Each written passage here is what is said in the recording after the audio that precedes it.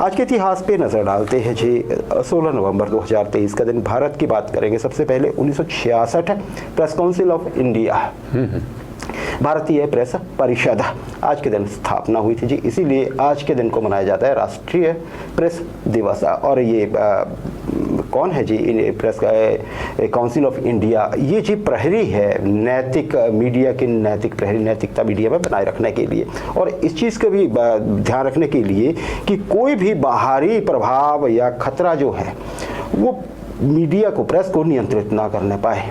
तो ये एक तरह से आप ये कह सकते हैं नैतिक प्रहरी है ये चीज़। तो आज राष्ट्रीय प्रेस दिवस। 1988 बेनज़ीर भुट्टो, अक्सर इनकी चर्चा होती है, पड़ोसी हैं रही हैं ये हमारी पाकिस्तान से। आप जानते हैं इनका दुखद निधन कैसे हुआ था। हम बार बार हमारे किसी न किसी इतिहास के कोने से ये निकल के आती हैं। किस लिए? क्योंकि वो कहीं ना कहीं इतिहास बनाती रही है उनकी शख्सियत। आज की क्यों बात कर रहे हैं हम इनकी? आज के दिन ये पाकिस्तान की प्रधानमंत्री चुनी गई थी पहली बार। और मॉडर्न हिस्ट्री में किसी भी मुस्लिम कंट्री में, मुस्लिम नेशन जो होता है, उसे हेड करने वाली ये पहली महिला बनी थी जी। बिल्कुल। 1988 से 1990 तक रही थी और दूसरी बार रही थी 1993 से 96 तक। दोनों ही बार टर्म कंप्लीट नहीं हुई थी इनकी पाकिस्तान में। एक्चुअली किसी भी चुनिंदा प्रधानमंत्री की, चुनिंदा नहीं, निर्वाचित प्रधानमंत्री की टर्म कभी पूरी नहीं हुई। 5 साल ही होती है, वहाँ पे नहीं हो पाई आज तक भी। इमरान खान भी गए थे तो जी इसलिए। और फिर हम जानते हैं कि बाद में उनकी हत्या कर दी गई थी रावलपिंडी में रैली के दौरान। 1922 ऑटोमन एम्पायर, हम में से बहुत सारे लोगों ने नाम सुना है। हिस्ट्री जो इंटरेस्ट रखते हैं उनको पता होगा ऑटोमन एम्पायर क्या भला थे, क्या ताकत हुआ करती थी। और आजकल भी ऑटोमन एम्पायर का नाम लेके एक देश को चिढ़ाया जाता है कि आप कुछ वैसा करने की कोशिश कर रहे हैं। मैं आता हूँ उसी और। आज के दिन हम ऑटोमन एम्पायर का, या ऐसे कि ऑटोमन साम्राज्य का क्यों जिक्र कर रहे हैं जी? ये तुर्की का साम्राज्य था जी। तुर्की बेस्ड था, जिसने बाकी देशों को भी यूरोप तक में हमला करके उनको जीत लिया था, मेडिटेरेनियन से दूसरी तरफ जाकर। तुर्क साम्राज्य जी आज के दिन ऑटोमन एम्पायर ऑफिशियली वैनिश हो गई थी, खत्म हो गई थी। क्यों? हुआ क्या था? सुल्तान का पद खत्म कर दिया गया था यहाँ से।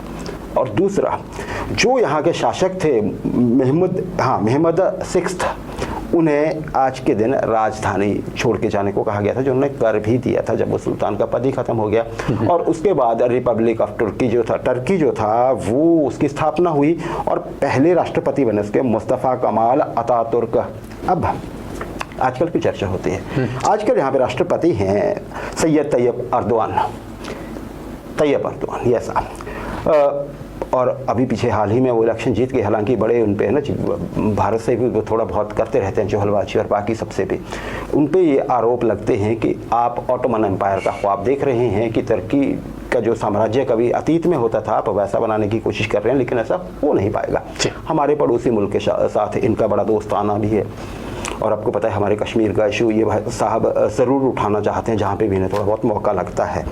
तो जी हाँ, और एक और बात, टर्की का नाम आजकल बदल के तुर्की कर दिया गया है, टर्की कर दिया गया, स्पेलिंग में ई लगा दिया गया है। वो क्यों किया है?